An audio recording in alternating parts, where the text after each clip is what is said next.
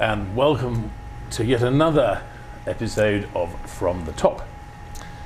My guest today is Hind Kabawat, a Syrian lawyer living in Toronto. What's remarkable? Well, anyone who's met Hind knows that we're now about to talk to someone who is one of the greatest conflict resolution people that you'll find, particularly in the Middle East conflict, and also a lot of interface diplomacy. Hind has been campaigning fearlessly for the last few years, trying to get the things that should be done in the Middle East done. Hind, lovely to have you. Thank you. Now, we've known each other for some time now, but actually only in the last few minutes have I been finding out your background. We all start at the beginning. Born in India, I understand, is that right? Yes. Why India? My father was a diplomat, John, so I was born in India. So did you get hoiked around the world every 2 or 3 years to some place? We lived in England, Egypt, and of course India, and back to Damascus. So you were brought up in Damascus, is that right? Yes. School there? School, high school, and university in Damascus. And of course you're going to tell me that you were top of the class in school, you're absolutely brilliant. This is not true. No, I wasn't top of the class. All my friends, they will agree that I wasn't. I was street smart. Street? Street smart.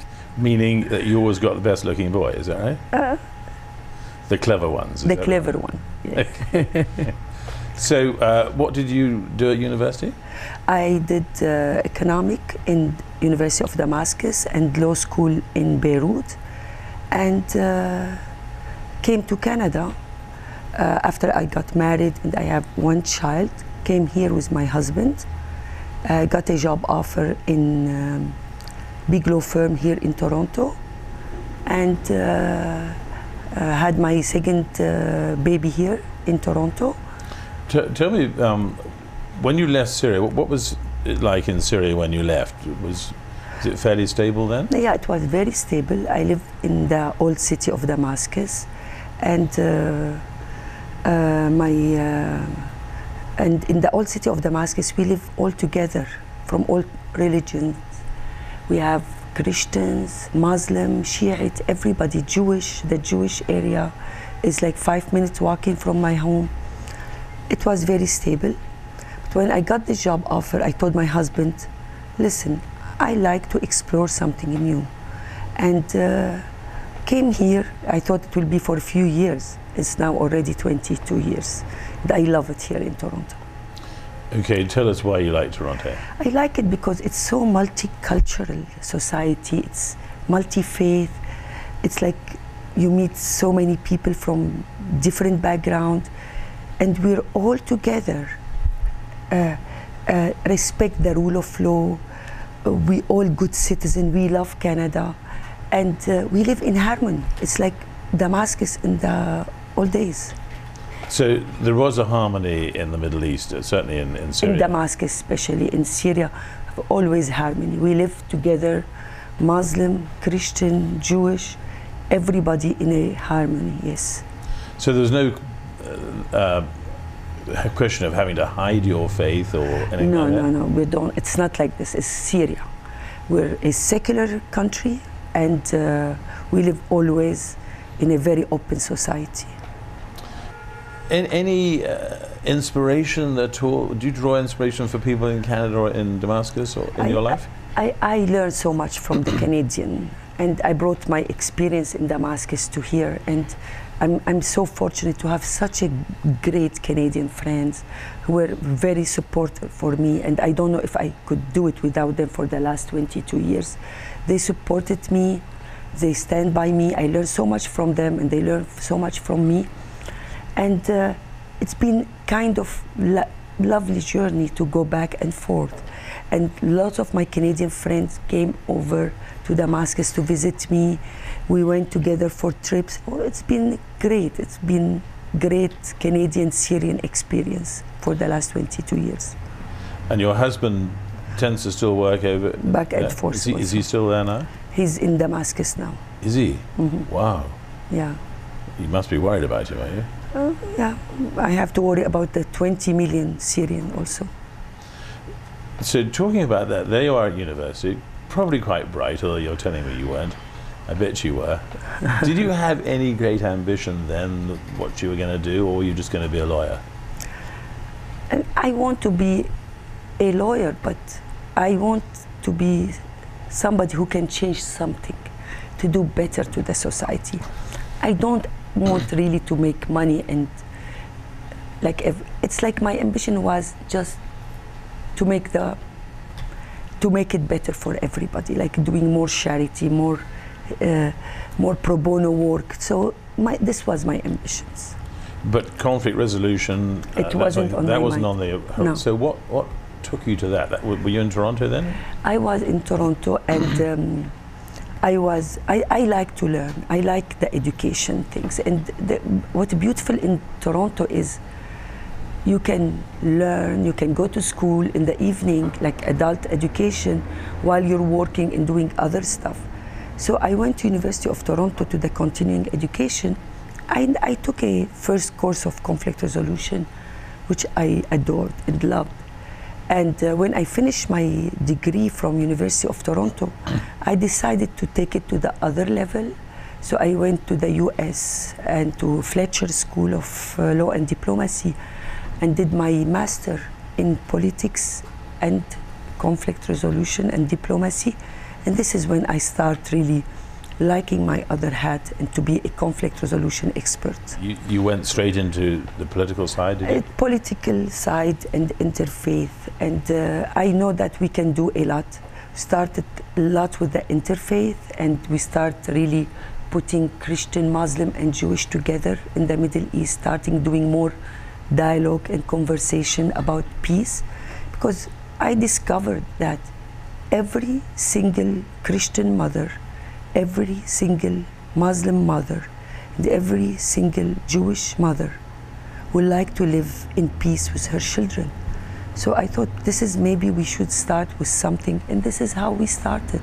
We'll come back to that in a minute. We're going to take a short break now, and we'll see you in a few minutes.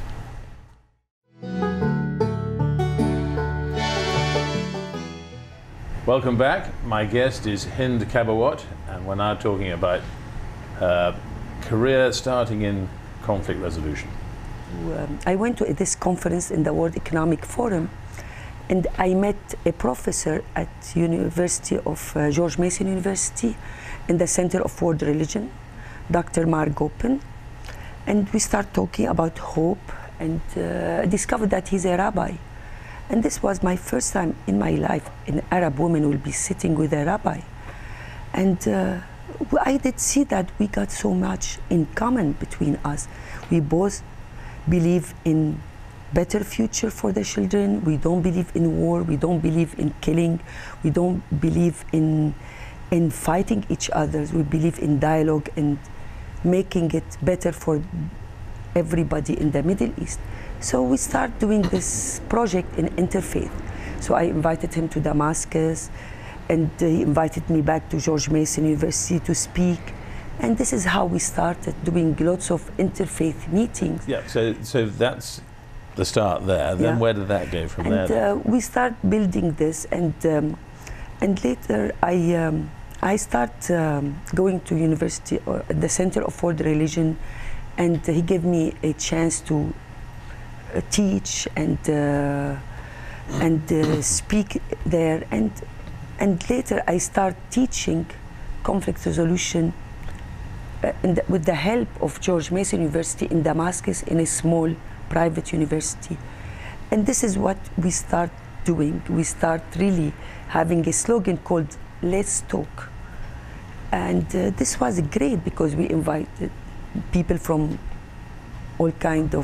all religions and walk of life. University, presumably. Universities or NGOs, civil societies, activists, right wing, left wings. We all sit and discuss things. You must have been fairly unique as doing what you were doing in Damascus when you started. Were you virtually the only one? No, there is many unique and great people in Syria, but conflict resolution, it's in you. it's a new subject. So for them, we were exploring it together because we never talk about let's the reconciliation or let's the dialogue. And this is how we start this. So it's a new subject to the area in general.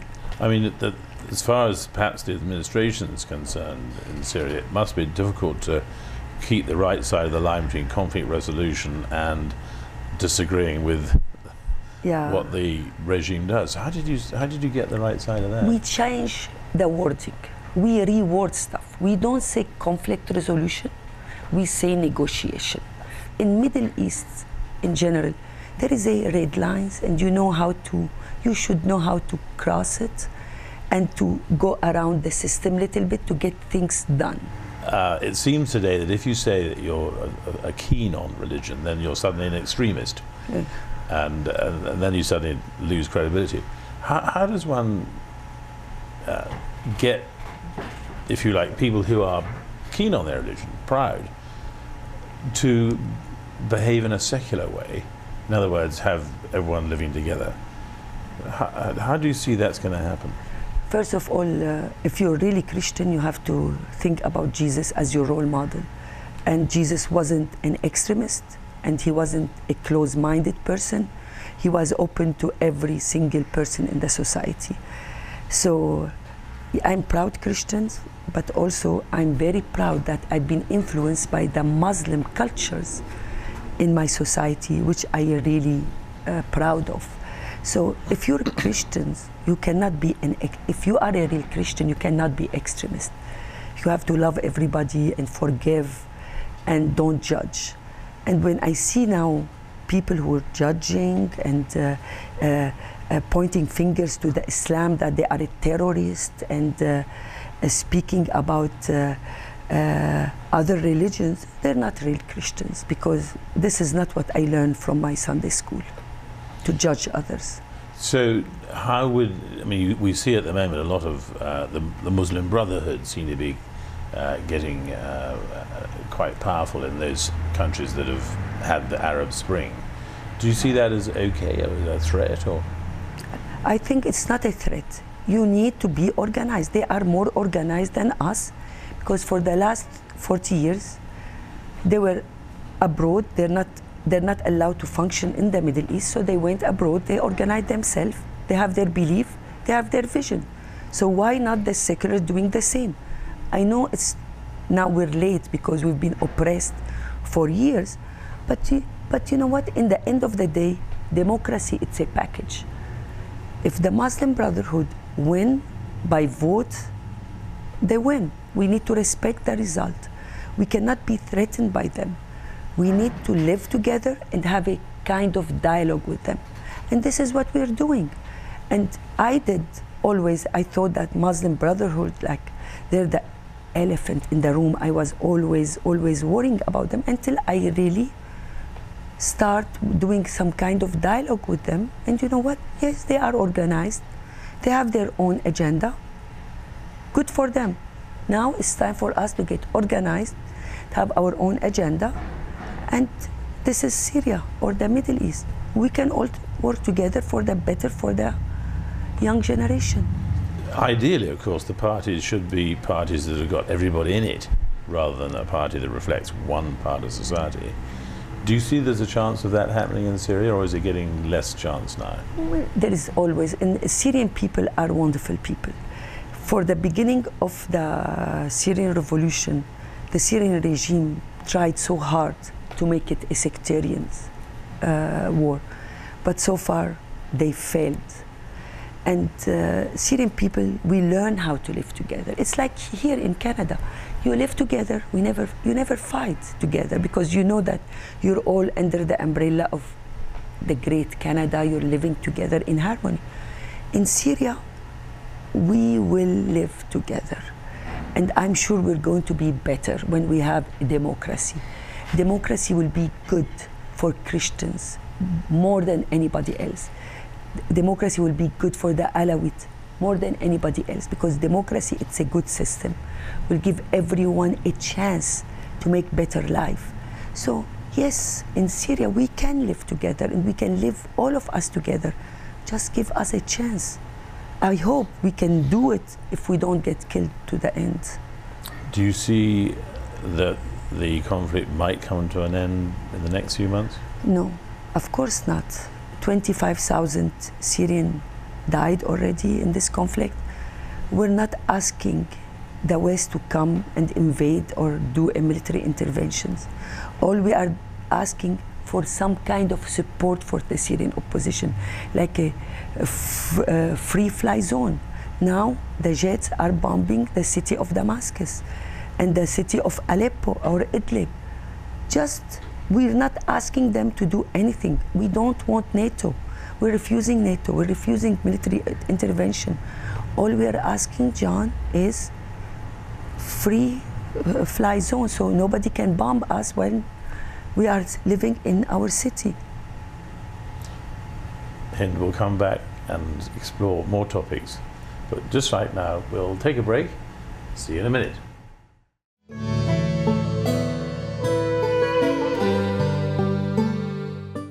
Hi, welcome back. My guest is Hind, and we were talking about the very serious subject of Syria. I'm going to come back a little and find a little bit more about Hind. So you're presumably now going to stay in Canada as a Canadian. That's your home now, as well as Syria, is that right? Mm-hmm. What advice would you give? I know you seem to make it totally easy that you decided to go to Canada and you went. But what advice would you give to somebody coming, particularly from the Middle East, to somewhere like Toronto now? The first advice is hard work. You have a big dream, but you work while you're dreaming. And this is what Gibran Khalil, Gibran, the famous Lebanese philosopher, said once. So you work hard while you dream. You have a big dream to come to Canada, it's a good place. But you need to work hard. And you have to dream while you're working. You need to be passionate. You have to integrate with the society. And every day you have to know that it's a mountain to climb and you have to put your heart into it. Because Canada, the more you give in hard work, the more will give you back. And there is things you have to learn. The rule of law. We have to we have to follow the rule, to follow the law of the country we are to. And always, always, knowledge is power. The more you know, the more powerful you are. That's why I advise every immigrant to go back to school here, to go back to school, to read every day, to have every day to have this every day. I have to learn something new, and I think they're going to make it. And there is lots of tears, lots of cry, but there will be lots of smile and laugh.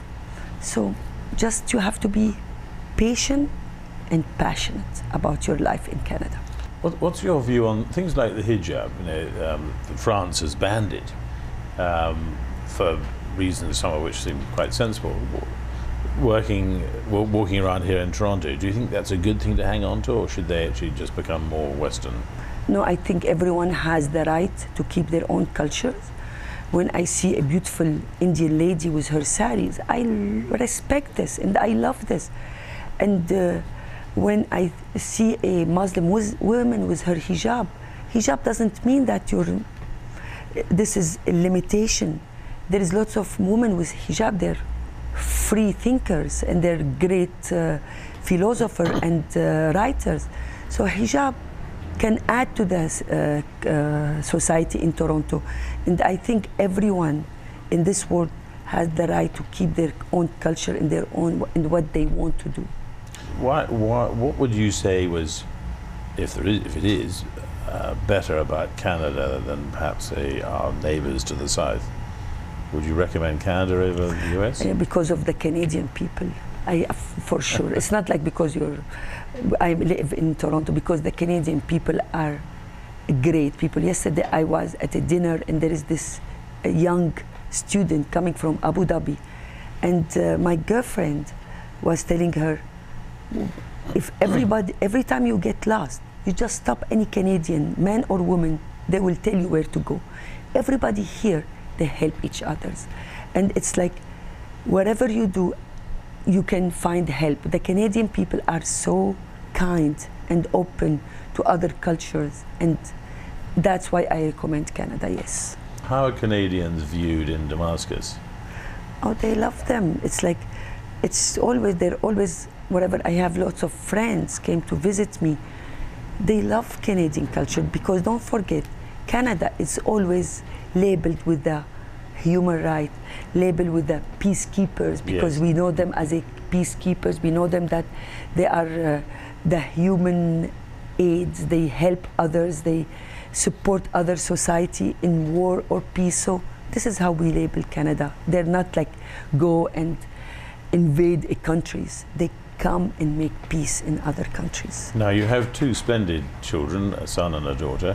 Yes. And you've been doing all this wonderful conflict resolution, rushing around the place. How did you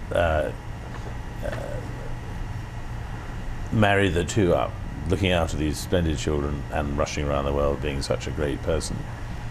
Time management, and I have a support. You're good at time management? Time management, and I have a great support husband who helped, and great families and friends.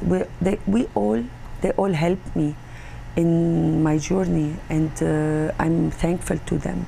Tell me some of the pieces of advice you gave your children as they were growing up. Perhaps advice you got from your parents. Just don't judge others, and forgiveness. Forgiveness, whatever they do, other people, you have to forgive and let go. And revenge can be very harmful to others. So I always tell my children, success can be the best revenge. So just move on. Don't get to this revenge or hate, because you know what? No time for this. Just move on. And this is what I tell my children, be yourself. Well, that must be a good testament to you, because presumably when you started out your conflict resolution path, there must have been lots of people who said to you, look, you're wasting your time, or that For you're not. sure. Did that happen a lot? They called me Zionist, they called me traitors, they called me dreamer, they called me all kinds. And you know what?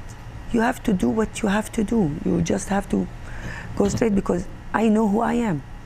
I know that what I want is the future of the world to be better, and you cannot listen to others when you're doing the good work. Many people would try to stop you, and they will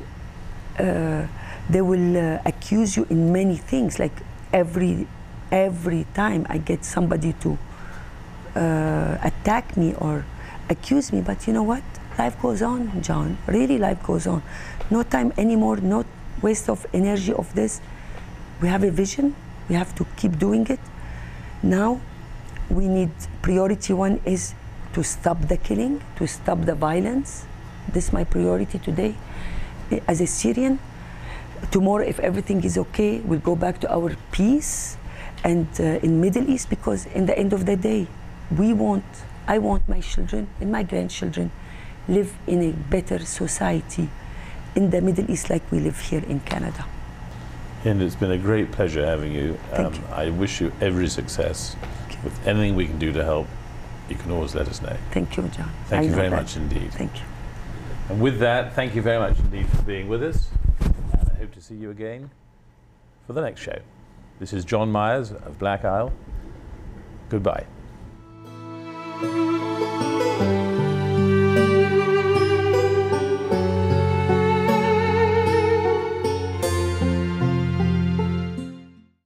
So why is it that most speakers just don't measure up? In fact, 9 out of 10 speakers bore you to tears. Well, the answer is that they think they've got to be somebody they're not. Articulate, speak in long, flowing sentences. That's not what their audiences want. They want their speakers to be genuine, to be sincere. Are you interested in speaking with impact? Well, give me a call.